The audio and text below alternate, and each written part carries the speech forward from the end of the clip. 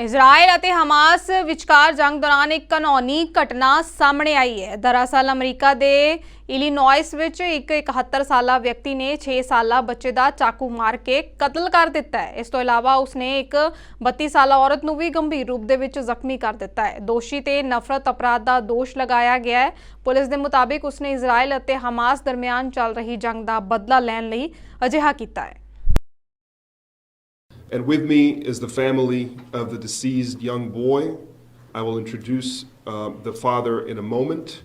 But first, I wanted to give you a little background about what occurred and the context in which it happened.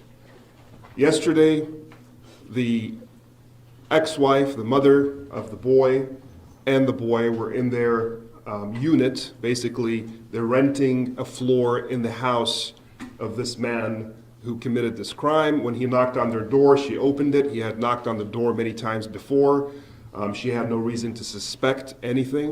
And when he opened the door, he proceeded to choke her, the mother, who's 32 years old. Her name is Hanan, and attempted to stab her. And she ran into the bathroom and called 911.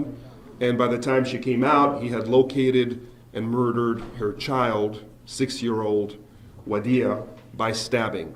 This all happened in seconds. I know this because she texted this information to the father, who shared the texts with me. She is now lying in the hospital in serious condition. The boy, the young 6-year-old boy, had just celebrated his birthday a couple of weeks before. And he was a lovely boy who loved his family, his friends. He loved soccer. He loved basketball.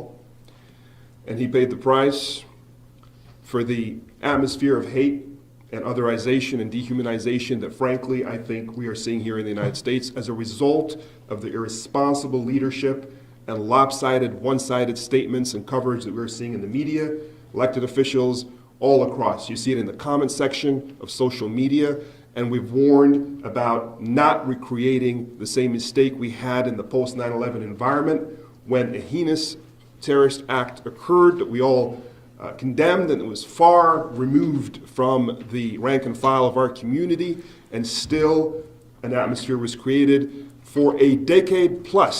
I grew up in this atmosphere. I am a product of this atmosphere, so is this organization, and we vowed and we got promises that we would not fall back into that ugly, dark world again. But here we are, and ultimately, the blame lies in the perpetrator.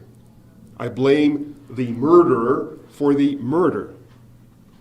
But also, I ask all people of conscience, I ask our leaders, I ask our media, to what extent have we created an atmosphere in which someone who may not have committed such an act, this senseless, meaningless murder that has changed these lives forever, broken these lives forever, to what extent was this person radicalized and brainwashed by this lopsided, one-sided atmosphere that has fanned the flames of hatred against Muslims and Palestinians?